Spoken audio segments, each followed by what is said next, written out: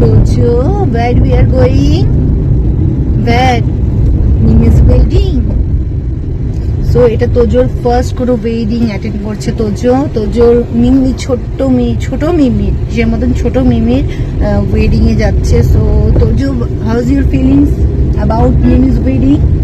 R you happy? সুন্দর করে সাজুগুজু করেছে, সবকিছু করেছে। এবার ওকে তো ওখানে যাওয়ার পরে সবাই খুব চটকু মটকু করবে। সো তারপরে ওর হালাতটা কি হবে একটু আমার দেখার আছে।